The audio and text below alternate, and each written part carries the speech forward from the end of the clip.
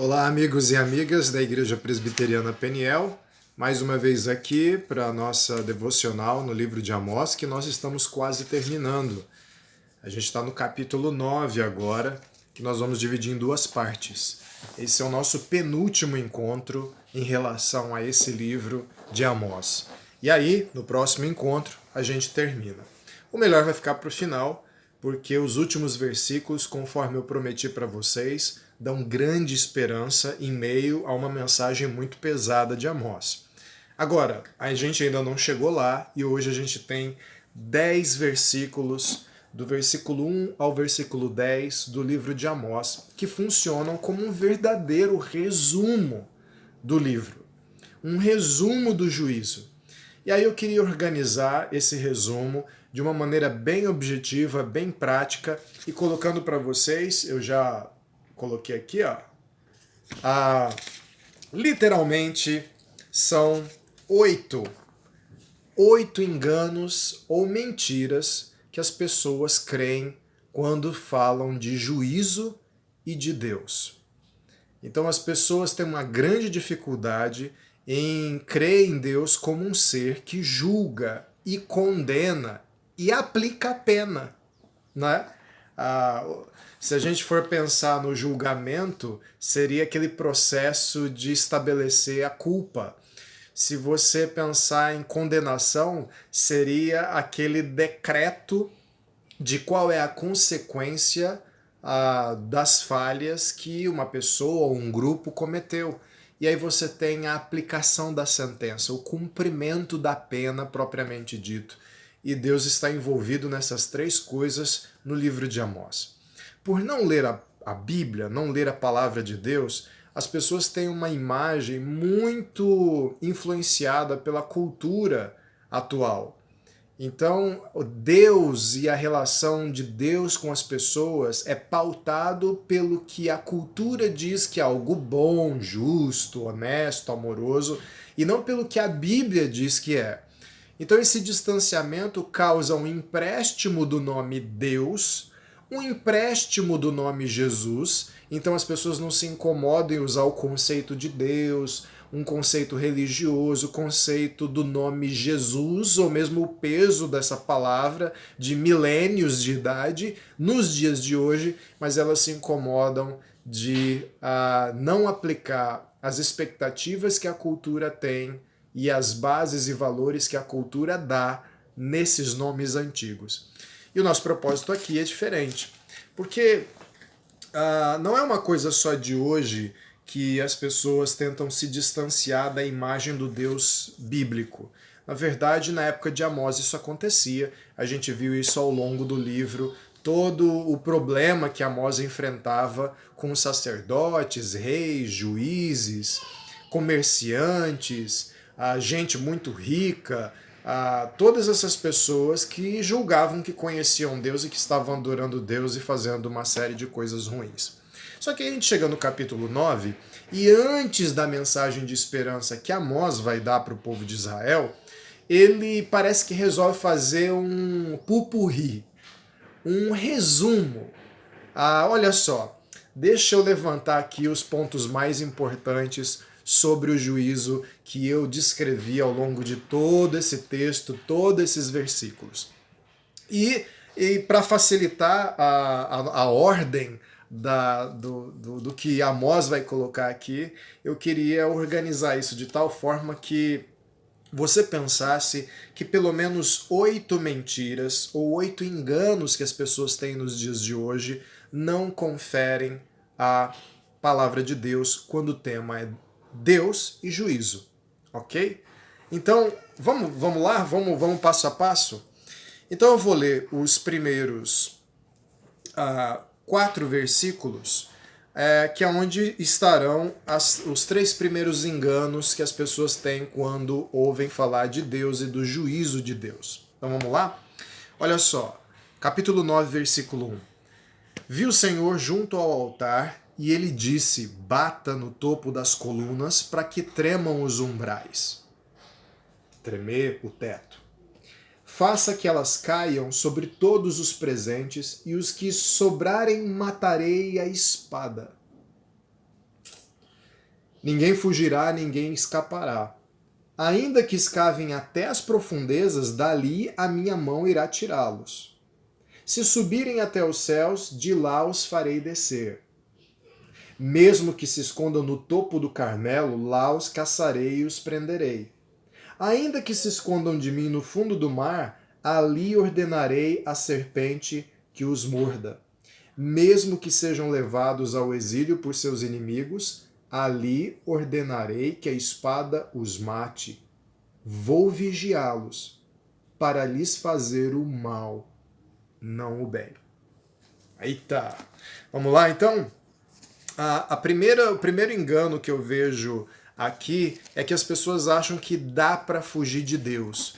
Então vocês veem que no templo não dava para eles se protegerem, porque Amós estava tendo mais uma das suas visões do Senhor junto ao altar. O altar, no caso, seria uma imagem da casa de Deus, do próprio trono de Deus. E ali está cheio de gente, cheio de israelita na casa de Deus, porque eles eram do povo de Deus, e ali eles sofreriam com o juízo de Deus. Mas aí ele vai citando outros lugares, ele vai falar das profundezas, ele vai falar das alturas dos céus, ele vai falar do topo do Carmelo, ele vai falar do fundo do mar. Em outras palavras, Deus não tem um lugar geográfico que Deus não esteja. E as pessoas se enganam achando que dá para fugir de Deus, porque é clássico isso, viu, gente?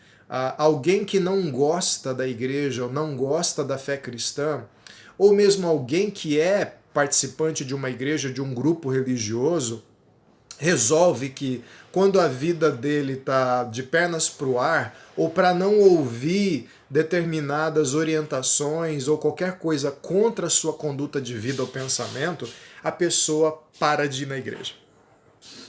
Ou evita ir à igreja. Você sabe dessa história, né?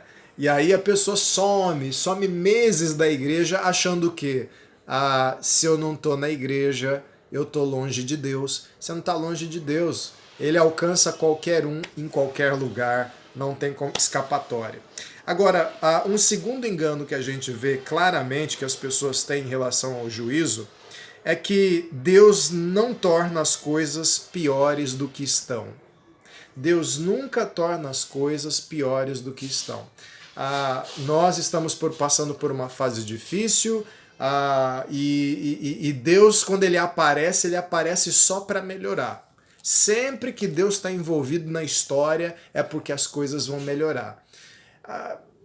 Primeiro, Deus está sempre perto de você, Deus está sempre atuando na história. Ele não dorme no ponto, ele não cochila, ele não tira férias. Então ele está sempre envolvido. E sim, nós estamos passando pela fase da pandemia, Deus está, em última análise, soberanamente governando toda a criação, mesmo no meio dessa pandemia. E nós estamos ouvindo notícias de que a coisa pode piorar, inclusive a economia, a saúde, e a gente pensa que isso não tem a ver com Deus, que Deus está de mãos atadas, de que Deus não está agindo, e quando ele agir vai ser só para melhorar as coisas, e não propriamente. Porque olha só o que acontece, mesmo que sejam levados ao exílio por seus inimigos, ali ordenarei que a espada os mate. Versículo 4. Ou seja, eles já estavam no exílio, a imagem é essa, vocês já vão estar lá no exílio e pensando, gente, nós nos convertemos de um país soberano, o grande povo de Deus, poderoso, em escravos no país estrangeiro, pior que tá, não fica. E Deus está falando, vocês vão estar lá achando que acabou e eu vou piorar as coisas, porque até lá a espada vai caçá-los. O juízo só termina ou tem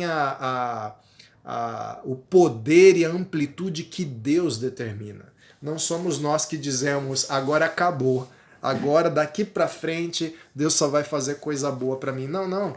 A pandemia vai acabar quando Deus achar que tem que acabar. E às vezes a coisa pode piorar, viu? Eu vejo gente que começa a orar porque estava se sentindo distante de Deus, e aí tá com um problemaço, e aí ela começa a orar.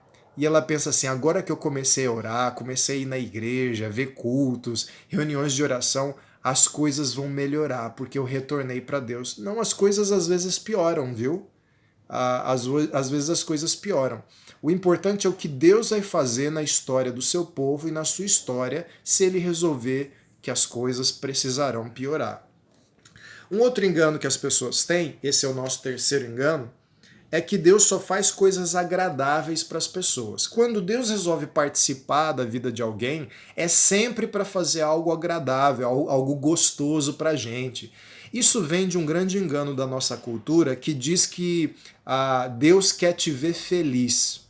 Acima de tudo, Deus quer te ver feliz. Eu não posso dizer que o desejo maior de Deus é te ver infeliz. Mas o maior objetivo de Deus não é te ver feliz.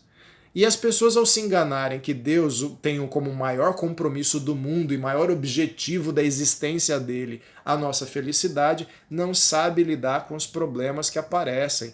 E problemas que às vezes Deus permite na sua vida justamente para trabalhar em você ou para trabalhar no seu povo.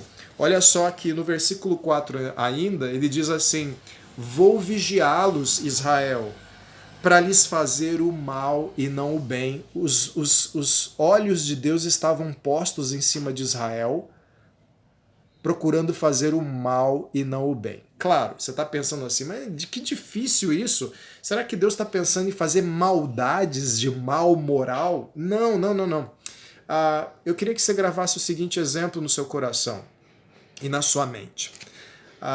Quando um criminoso é preso, corretamente julgado, justamente sentenciado e finalmente transportado até o lugar onde ele vai cumprir a pena, e tudo isso foi feito de forma justa, transparente, correta, a vítima do crime desse criminoso vai se sentir bem, porque a justiça foi cumprida. Não é isso que a gente quer? Que ladrões sejam presos, que os corruptos sofram uma punição justa, o estuprador vá para a cadeia. A gente deseja isso, e desejar isso não é mal. A gente está desejando o que é justo, o que é correto. Agora, para quem é o criminoso, para quem sofre o julgamento, a sentença e a pena, a justiça não vai soar agradável. Apesar da justiça continuar sendo justiça, ela vai soar pesada, difícil e vai causar sofrimento e dor. Então, nem todo sofrimento e dor provém da maldade de alguém. Aqui, no caso, está provindo da justiça de Deus. Deus estava aplicando o seu juízo justo no povo israelita. E isso não ia ser gostoso para o povo israelita. Isso ia gerar sofrimento. E é nesse sentido que Deus está dizendo: olha, a minha presença diante de vocês agora, ela vai se converter na aplicação de um juízo terrível. Então, Deus sim é capaz de nos colocar em situações desagradáveis, nunca desonestas, nunca injustas, e nunca sem abrir uma avenida de misericórdia para a gente, através, no nosso caso, Novo Testamento de Jesus Cristo. Mas ele é capaz sim, e ele pode, de forma correta, aplicar uma situação bem desagradável na vida das pessoas. Um quarto e quinto motivo estão no versículo 5 e 6, que eu queria ler para você aqui agora. Versículo 5. Quanto ao Senhor, o Senhor dos exércitos, ele toca na terra e ela se derrete, e todos os que nela vivem pranteiam. Ele ergue toda a terra como o Nilo e depois a afunda como o ribeiro do Egito. Ele constrói suas câmaras altas e firma a abóboda sobre a terra. Ele reúne as águas do mar e as espalha sobre a superfície da terra. Senhor é o meu nome. Olha só que impactante, né? A gente viu reflexos desses dois versículos ao longo de todo o livro. E eles nos ensinam pelo menos duas coisas que desmontam dois enganos, duas mentiras sobre Deus e o seu juízo. Um quarto engano é: Deus não tem poder ou autoridade sobre a criação. Deus, ele tipo deu uma corda quando ele criou, fez a criação, girou aquela corda igual aqueles bonequinhos de brinquedo, trenzinho, bonequinho, que você dá a corda assim, aí você tira a mão e ele vai sozinho. Então as pessoas acham que Deus fez toda a criação e aí ele se afastou e a criação ela tá andando e a vida das pessoas andando como se tivesse alguém dado só uma corda nela e eles estivessem andando sozinho. Na verdade, aqui é uma descrição, olha só, toca na terra, ela se derrete, toda a terra ele trabalha como se fosse o rio Nilo, as enchentes, as secas do rio Nilo, ele constrói as suas câmaras no alto e firma a abóbada sobre a terra. Tudo isso é para simbolizar que Deus tem poder e autoridade em todos os cantos da criação. Não tem um lugar onde ele não esteja presente, como a gente já viu, não dá para fugir dele, ele vai te encontrar em todos os lugares, e não tem um átomo que seja na criação. A menor unidade possível, ou a maior unidade possível na criação, que ele não tenha domínio e possa governar, mexer com ele, certo? E aí o que nos conduz para um segundo equívoco. O quinto, na verdade, Deus não tem nada a ver com caos e confusão. Quando a gente vê o Nilo subindo e afundando, quando a gente vê a linguagem da terra se derretendo, quando a gente vê a reunião das águas do mar e o espalhamento delas sobre a superfície, a gente vê um Deus, e ao longo da Bíblia você vai ver diversas linguagens de Deus fazendo tremer montes, de Deus secando os mares, é sempre uma linguagem de caos, é uma linguagem de alguém que está mexendo na criação. Na verdade, Deus pode trazer caos e confusão, sim. Principalmente quando nós estamos acomodados numa rotina e numa agenda que nos distancia de Deus. Você pode ver, Israel está achando que Deus não está aparecendo, está achando que Deus está dormindo, eles começam a aprontar, é assim no Antigo Testamento inteiro, e aí quando eles começam a aprontar e nada acontece, o que há quando a gente está fazendo coisa errada e ninguém descobre?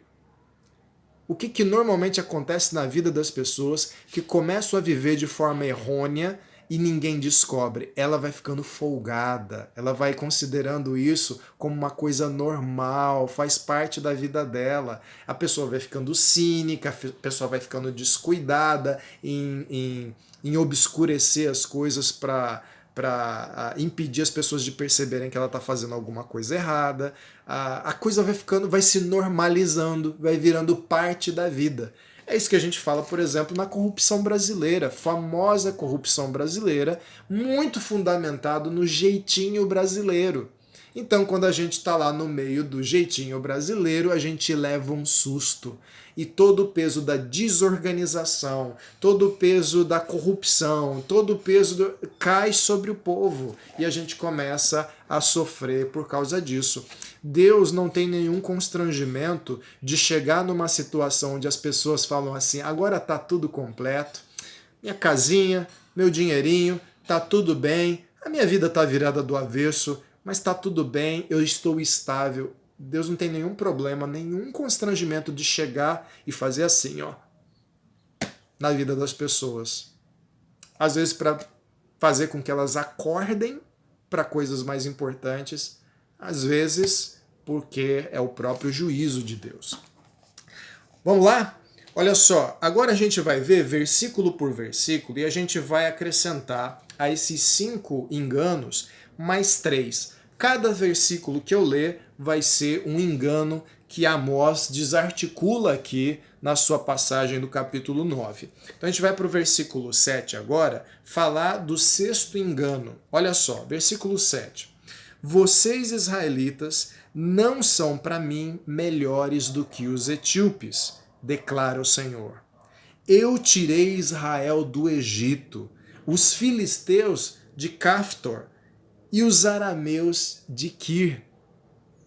Não sei se você percebeu o que está acontecendo aqui, Mas um outro engano que Israel tinha e que certamente hoje existe é que Deus só age no meio do seu povo.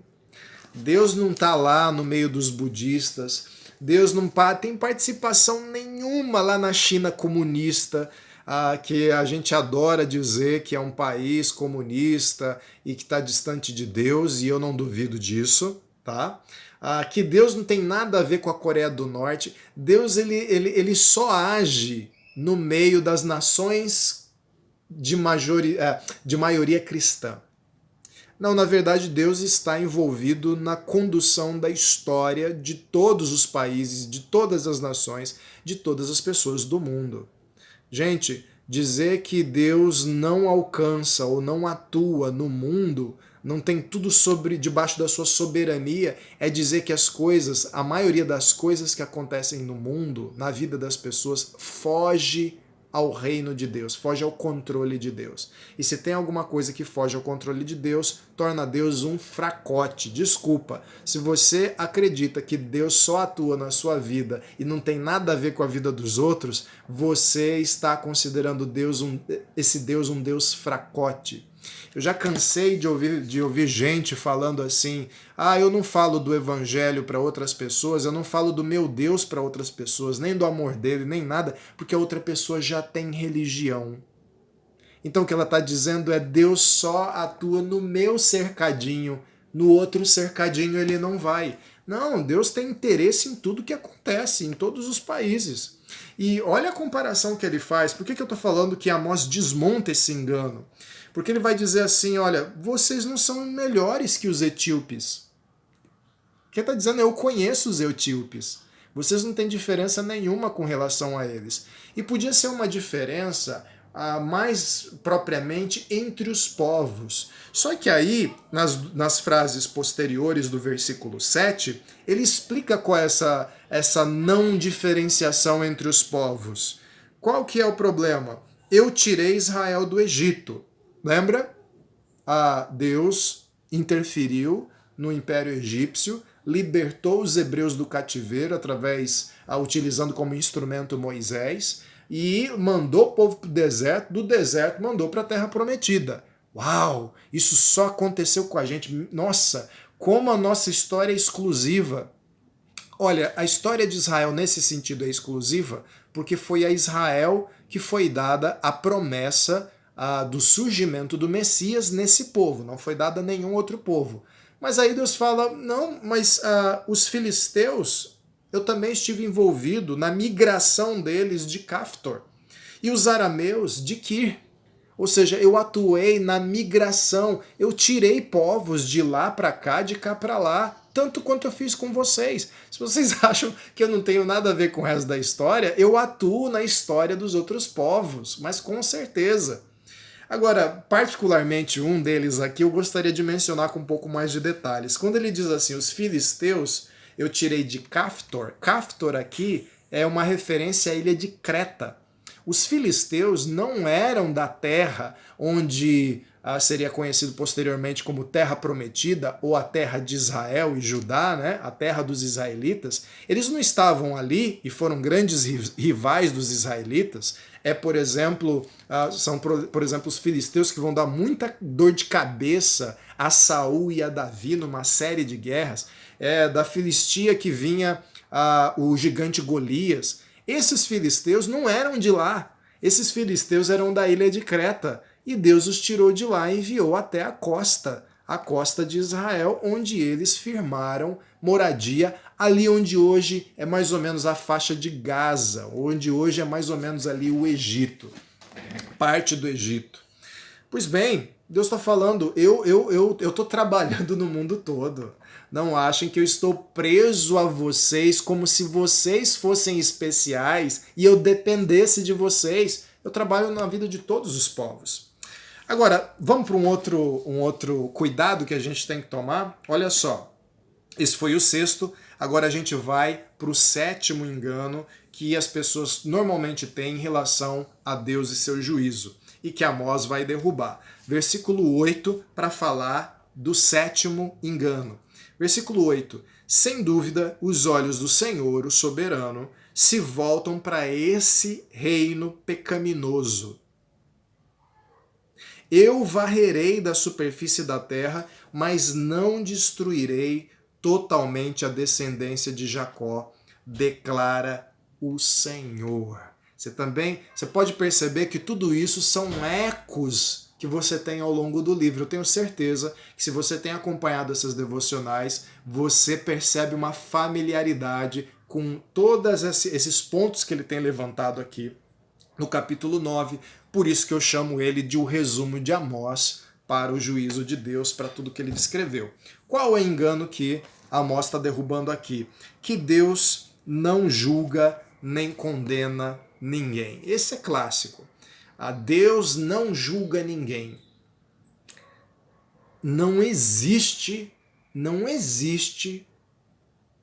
qualquer versículo de Gênesis a Apocalipse que aponte qualquer vestígio de que Deus não julgue ninguém. Não existe. E essa é uma doutrina totalmente importada de fora para dentro. Ela não vem do Espírito de Deus, ela não vem da parte de Deus, ela é puramente humana. E que ganhou um eco absurdo nos dias de hoje. Deus não julga ninguém. Julgar é mal. Deus não julga, porque julgar é mal. Não é o que está dizendo aqui. Aqui está dizendo, olha, sem dúvida, os olhos do soberano vão se voltar para o reino pecaminoso. As pessoas querem que Deus olhe para a vida delas e suspire de paixão e amor pela gente, e de grande admiração, ou no mínimo tenha dó da gente, que eu considero diferente de misericórdia, né? A dó ela tira a justiça, ela tira completamente a retidão, e ela é completamente inútil. Aqui, no caso, o Senhor, ele bota os olhos em Israel e ele está vendo que Israel está indo para um caminho ruim. É como se um grande amigo seu estivesse fazendo escolhas terríveis e você falasse assim, não vou falar nada não. Vou falar nada não, vou ficar na minha tranquilo, porque eu não quero interferir na vida desse meu amigo. Ora, se você é um amigo de verdade, você vai orientar essa pessoa. E por causa disso ele diz, eu varrerei da superfície da terra, mas não destruirei totalmente a descendência de Jacó. O que ele está dizendo eu boto os olhos, faço uma avaliação do reino de Israel, percebo que ele é pecaminoso e eu vou aplicar a pena, eu vou aplicar a justiça. Deus julga sim, ele julga corretamente, mas ele julga. E o último engano que a gente vê aqui no nosso resumo de Amós é que muitas pessoas acham que Deus não trata as pessoas diferente. Se elas já não achavam que Deus julgava, agora elas também não acham que Deus trata as pessoas diferente umas das outras. Deus trata sim as pessoas de forma diferente. Mais uma vez, não significa que Deus seja injusto. Significa que ele percebe que é preciso tratar as pessoas de forma diferente. Olha só, no seu julgamento. A gente faz isso agora, a gente não faz? Por acaso o ladrão de galinha pega a mesma pena que o assassino serial que matou 20 pessoas? Se os dois pegassem pena perpétua, você acharia justo isso? O cara ladrão de galinha ser comparado a... Nós não fazemos essa diferenciação e não achamos isso injusto. Tampouco Deus. Deus faz sim uma diferenciação. Só que a diferenciação de Deus é diferente. Olha só o que ele diz no finalzinho do versículo 8. Eu não destruirei totalmente a descendência de Jacó. Ou seja, uns eu vou destruir, outros não. Versículo 9 e 10. Pois darei a ordem e sacudirei a nação de Israel entre todas as nações, tal como o trigo é abanado numa peneira. Sabe trigo? Então ele tá falando que Israel vai ser peneirado para separar o trigo da palha. E ele está dizendo, olha, nenhum grão cai na terra. Ou seja, eu vou separar aqueles que vão sofrer o juízo de forma negativa daqueles que vão ser salvos do juízo. Versículo 10. todos os pecadores que há no meio do meu povo morrerão à espada. Todos os que dizem a desgraça não nos atingirá, nem nos encontrará. Então, são duas diferenças. Uma diferença. Ele separa basicamente o juízo para dois grupos, fazendo uma diferenciação entre eles. Um é o pessoal que não está nem aí para Deus e para a justiça dele. A gente não está nem aí, Deus nunca vai nos pegar, a gente não tem nada a ver com Deus. É o pessoal que hoje diz, Deus não julga ninguém. Deus nunca vai me julgar. Eu posso fazer o que eu quiser da minha vida, mas Deus não vai me julgar. E Deus está dizendo que esse grupo está perdido na mão dele. Por outro lado, a gente vê um outro grupo, que é o grupo dos que vão ser salvos. Esses grupos não morrerão à espada, porque eles não vão ser vistos pelos seus pecados. Olha só, versículo 10. Todos os pecadores que há no meio do meu povo morrerão à espada. Ou seja, ele está enxergando os pecadores daquele grupo e está dizendo, vocês não vão escapar, apesar de vocês acharem que sim. Mas e o outro grupo, não é um grupo de pecadores? Ora, a Bíblia nos mostra claramente que todos os seres humanos são pecadores, não há ninguém perfeito. Então, que diferenciação é essa? A gente tem que lembrar que quem levava a sério no Antigo Testamento a misericórdia, o amor e principalmente a justiça de Deus, levava em consideração tudo que aquele ritual nos templos de sacrifício representava. Então aquela pessoa sabia que Deus tinha que operar, levando em consideração o sacrifício operado por ele, de forma a substituir os pecadores diante do seu tribunal. É como se outra pessoa tivesse que pagar a conta da gente. E essas pessoas, levando a sério essa promessa de perdão, de justificação, de perdão, de redenção de Deus, elas levavam a sério a adoração a Deus, nesse sentido. Então, nesse sentido, a justiça deles estava na obra que Deus havia prometido e que é cumprida em Jesus Cristo. Mas aqueles que não levavam a sério a Deus não queriam saber da misericórdia, não queriam saber de mediação nenhuma, eles queriam viver a vida achando que não tinha juízo. Então, sim, Deus faz diferenciação entre pessoas e essa é a diferenciação que ele diz que faz. As pessoas alvos da sua misericórdia, que se rendem a ele e que recebem o alívio por meio do perdão, e no caso a gente está dizendo de Jesus Cristo, e as pessoas que não estão nem aí para o juízo e acham que Deus nunca vai julgá-las. Esse é o nosso resumo.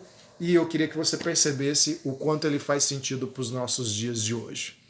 Semana que vem a gente vai ter o último encontro do livro de Amós e aí a gente vai ver a grande promessa, maravilhosa promessa da parte de Deus para os últimos dias.